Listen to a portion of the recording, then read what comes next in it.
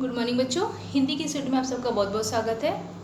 बच्चों, आज की वीडियो में हम सब कक्षा 6 की पाठ पुस्तक वसंत भाग 1 में दी गई पाठ 14 लोकगीत का हम लोग अध्ययन करेंगे और देखेंगे कि इस पाठ में क्या लिखा गया है। लोकगीत क्या होता है?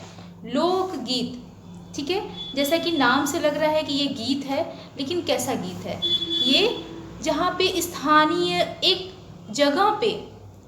जगह पे जो गीतें प्रचलित होती हैं उसे ही हम लोग क्या कहते हैं? लोकगीत कहते हैं ना। जैसे हर जगह का एक अलग अलग लोक गीत प्रचलित है।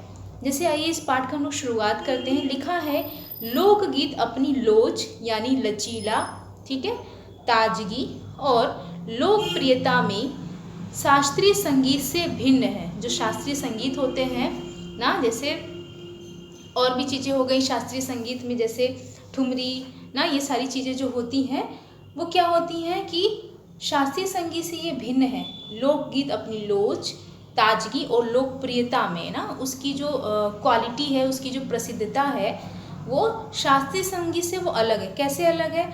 लोकगीत सीधे जनता के संगीत है। लोकगीत क्या है? वो जनता ना, वहाँ की जनता का ये संगीत है। लोकगीत घर, गांव और नगर की जनता का गीत है। घर, गांव और नगर की जितनी जनता है उसके ये गीत हैं। इसके लिए साधना की ज़रूरत नहीं। इसके लिए आपको साधना यानी सीखने की ज़रूरत नहीं है। वहाँ के लोगों के रहन सहन, उनके व्यवहार और उनका जो कल्चर जिसको बोलते हैं, उसको वहाँ के लोगों का वो क्या बताता है? वहाँ के लोगों के बारे में बताता है। लोकगीत क्या होता है? जिस स्थान का लोकगीत प्रचलित होता है वहाँ की लोगों की खासियत वो बताता है। तो इसीलिए बोला जा रहा है घर, गांव और नगर की जनता के गीत हैं ये। इनके लिए साधना की ज़रूरत नहीं है। त्योहारों और विशेष अवसरों पर ये गाए जाते हैं। जब कोई त्यौहार पड़ता है हमारे यहाँ, जैसे कोई त्यौहार पड़ता है या कोई विशेष अवसर पड़ता है, जैसे किसी को बच्चा हुआ और कोई त्यौहार ऐसा पड़ा, तो वहाँ पे ऐसे गीत गाए जाते हैं। जैसे शादियाँ वगैरह में भी ऐसे कई सारे गीत गाए जाते हैं। जैसे मान लीजिए सदा से ये गाए जा रहे हैं और इनके रचने वाले भी अधिकतर गांव के ही होते हैं ना। लोकगीत को रचने वाले अधिकतर ज़्यादातर कहाँ के होते हैं? गांव के होते हैं। और ये सदा बहुत दिनों से ये गाया भी जा रहा है, ठीक है। गांव में आप लोगों ने देखा होगा जब शादी विवाह होता है तो एक से एक गाना गाया जाता है। वो गाना उन लोगों के द्वारा बनाया गया होता है ना। तो इसीलिए बोला जा रहा है कि वो गांव के लोगों ना, घर और नगर की जनता का वो गीत है। इसी को लोकगीत कहते हैं। स्त्रियों ने भी इनकी रचना में विशेष भाग लिया। स्त्रियां भी लोकगीत गाती हैं, इसकी रचना में विशेष भाग लेती हूँ। ये गीत बाजों की मदद के बिना ही साधारण ढोलक, झांझ, करताल, बांसुरी आदि की मदद से गाए जाते हैं। इसके लिए आपको किसी इंस्ट्रूमेंट की ज़रूरत नहीं होगी। ये सिर्फ एक ढोलक मिल जाए, ठीक है, और सिंपल जो इंस्ट्रूमेंट होता है, जो जैसे ढोलक हो गया ना, झांझ, करताल, बांसुरी हो गया, आदि की मदद से ये सारे गीत गाए जाते हैं। एक समय था जब शास्त्रीय संगीत के सामने इनको हे दृष्टि से देखा जाता था। हे मतलब क्या होता है? नीचे ना। हे मतलब क्या होता है?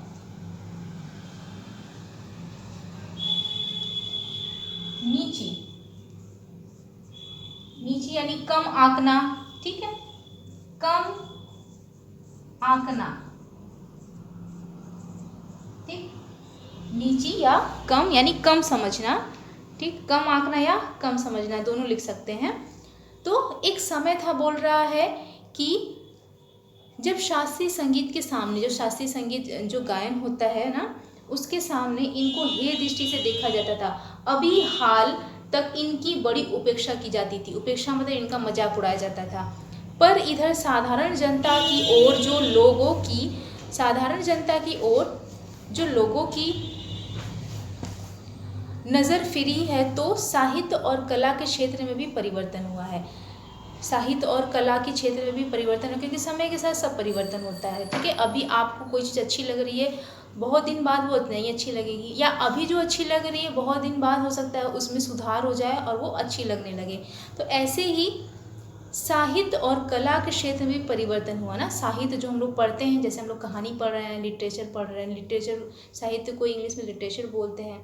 और कला, जितनी भी कलाएं हैं ना, जितनी भी कल्चर हैं, कलाएं हैं, उसमें भी क्या क्या हुआ, परिवर्तन हो गया। अनेक लोगों ने विविध बोलियों के लोक साहित्य और लोकगीतों के संग्रह पर कमर बांधी। बहुत सारे लोगों ने, जितनी अलग अलग बोलियां हैं ना, हमारा देश क्या है, एक अनेकता में एकता है और हर जगह अलग अलग बोली है और भाषा है, ठीक है। तो अलग अलग बोलियों के लोक साहित्य और लोकगीतों के संग्रह पर कमर बांधी, यानी लोगों ने लोकगीत रचना शुरू किया और गाते भी थे लोकगीत वो लोग।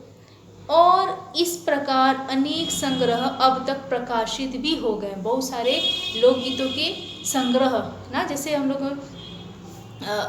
हम लोग गाना सुनते हैं तो गाना का कैसेट मिलता है ना, पिक्चर देखते हैं तो पिक्चर का कैसेट मिलता है। तो लोकगीत का भी कैसेट, उनका लिखित, पहले गाने ना किताबों में आते थे और अभी भी गाने किताबों में ही मिलते हैं, जहाँ गांव वगैरह में देख के लोग गाते हैं। तो लोक संगीत का भी अब बोल रहा है कि एक संग्रह तैयार हो गया है।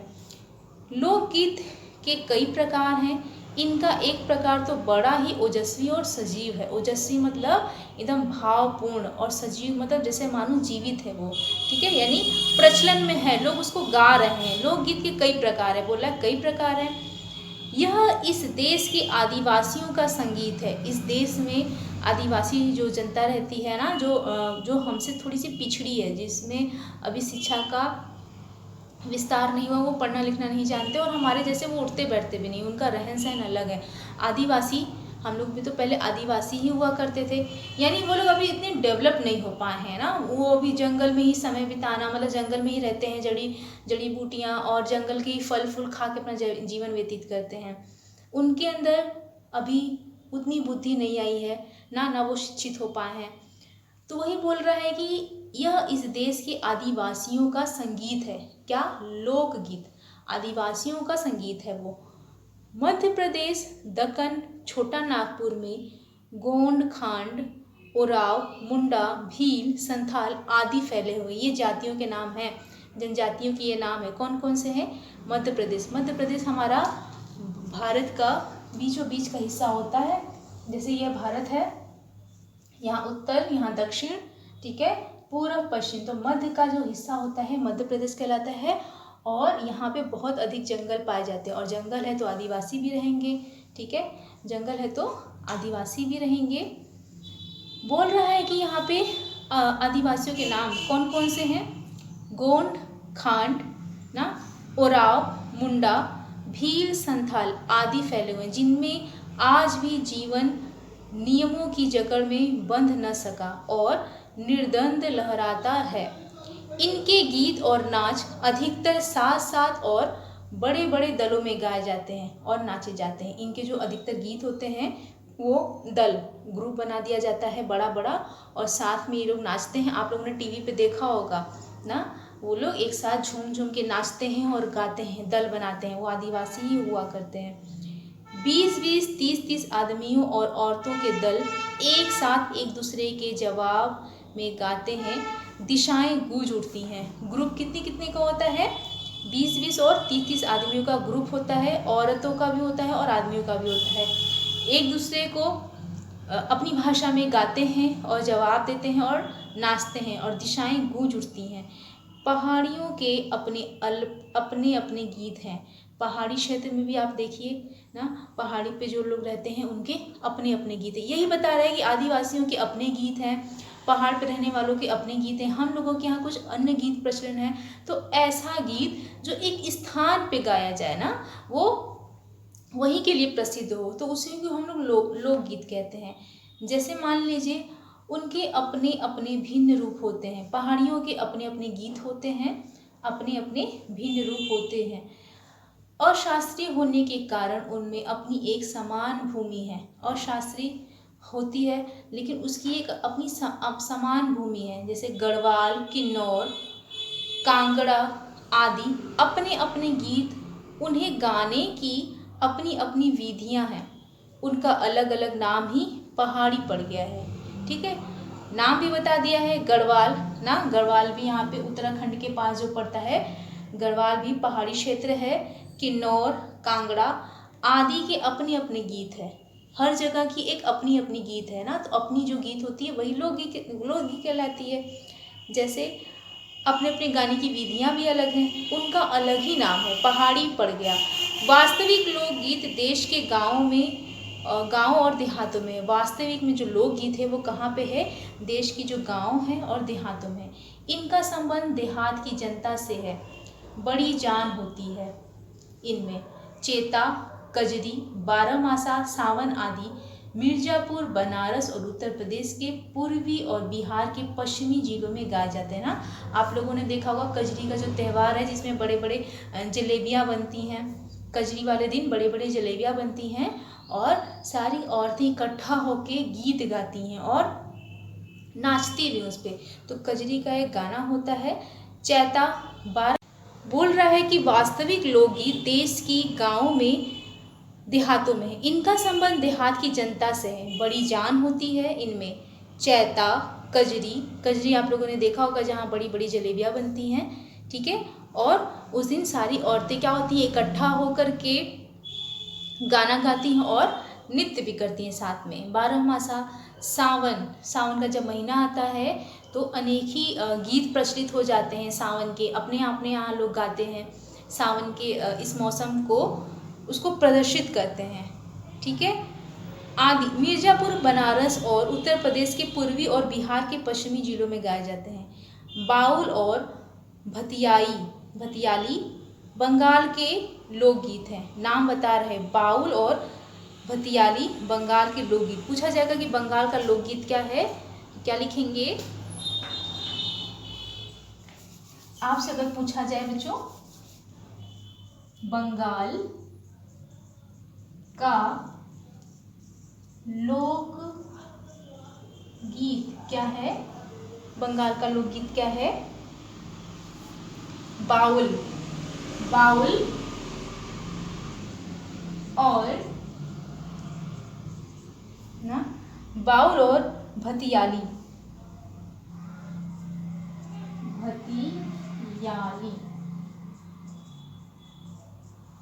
ठीक है। बाउल और भतियाली ये क्या है, बंगाल के लोकगीत हैं। पंजाब में माहिया आदि इसी प्रकार के हैं। पंजाब में कौन सा लोकगीत है, महिया।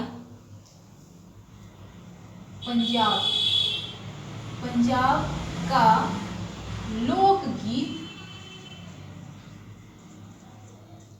क्या है, माहिया।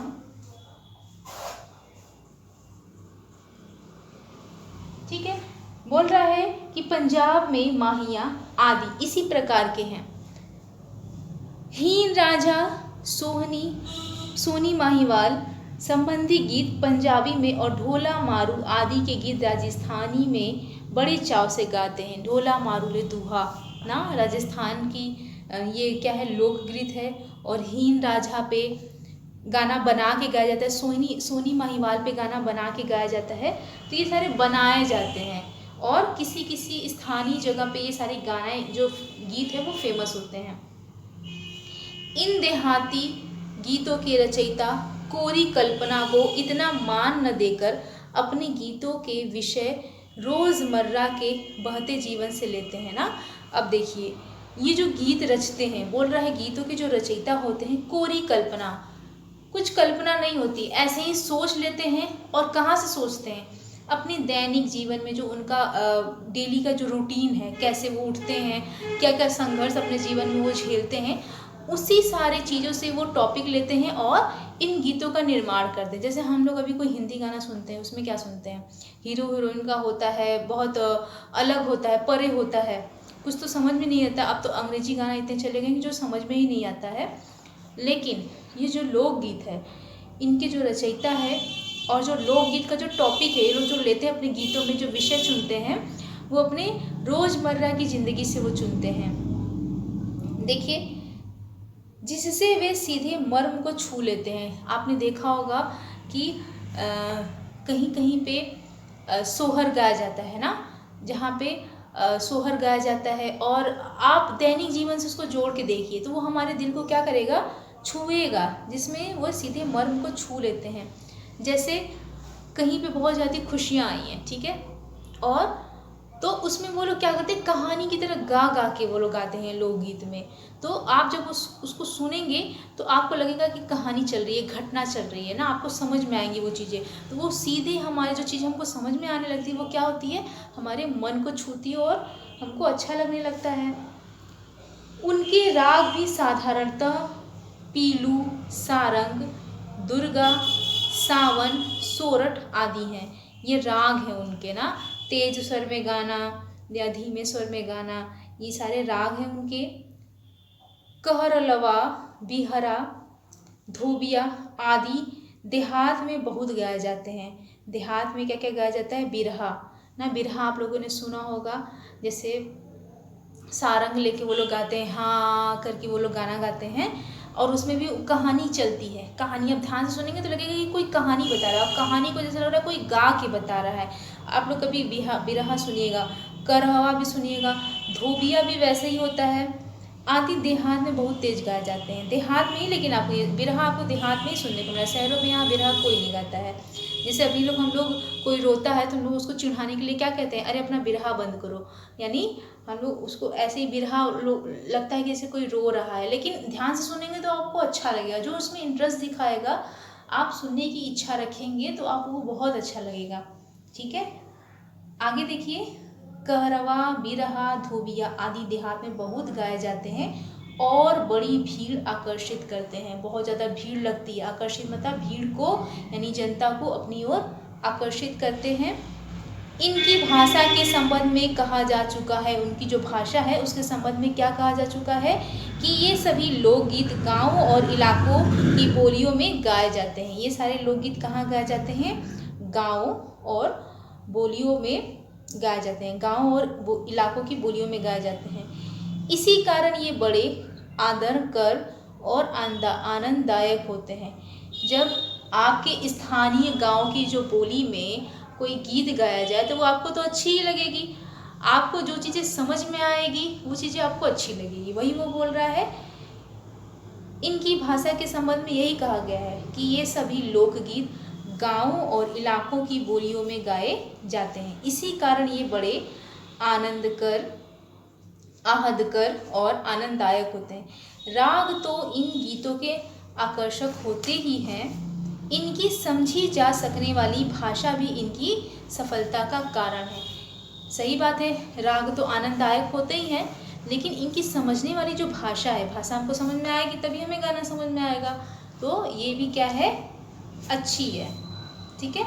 इसकी सफलता का कारण है, तभी ये सफल हो पाया है और लोग इसको सुनते हैं या गाते हैं।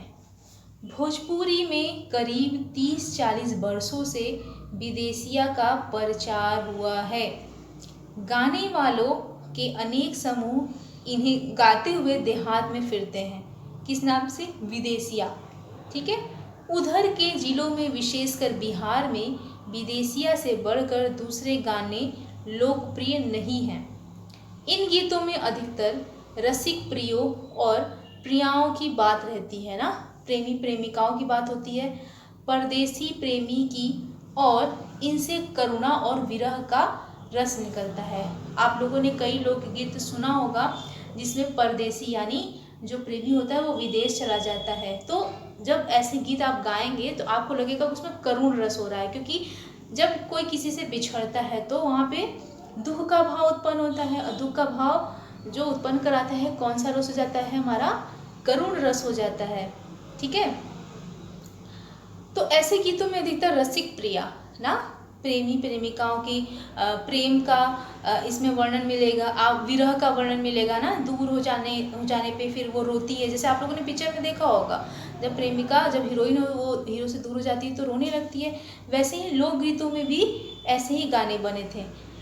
जंगल की जातियों आदि के भी दल गीत होते हैं। जंगल की जो जातियाँ थीं उनके भी ग्रुप का यानी दल का गीत होता था, जो अधिकतर बिरहा आदि में गाए जाते हैं, जो बिरहा में गाए जाते हैं। जो बिरहा होता है, देहात में गाते हैं लोग बिरहा, उसमें गाए जाते हैं। पुरुष एक ओर और स्त्रियां दूसरी ओर, एक तरफ पुरुष होते हैं और दूसरी ओर दूसरी स्त्रियां एक दूसरे के जवाब के रूप में दल बांध कर गाते हैं ना। एक उसमें प्रश्न करता है, गाने के माध्यम से दूसरा क्या करता है, उसका जवाब देता है। दिशाएं बुझा देते हैं। पर इधर कुछ काल से इस प्रकार के दली गायन का ह्रास हुआ है। लेकिन काल मतलब समय, इधर कुछ समय से दलीय गायन का ना, जो दल बना के गायन, यानी एक दल स्त्री का एक दल पुरुष का जो गायन होता था, उसका ह्रास हुआ है। ह्रास मतलब क्या होता है, ह्रास, ह्रास मतलब होता है पतन, यानी कम हो जाना, कम हो जाना, ठीक है, कम हो जाना, ठीक है। तो बच्चों आज हम लोग यहीं पे टिक करते हैं और आप लोगों का होमवर्क यही होगा कि आप लोग कुछ लोकगीतों के बारे में पढ़ के आएंगे कि किस किस जगह कौन कौन से लोकगीत प्रचलित है। तो हम लोग अपनी अगली वीडियो में पेज नंबर 98 से हम लोग फिर से इसको पढ़ना शुरू करेंगे, ठीक है। पेज नंबर 99 ना, गायन का ह्रास हुआ, यहाँ तक हम लोग ने पढ़ चुका। इसके बाद हम लोग अपनी अगली वीडियो में इसके बाद से हम लोग पढ़ना शुरू करेंगे, ठीक है बच्चों। तब तक के लिए धन्यवाद।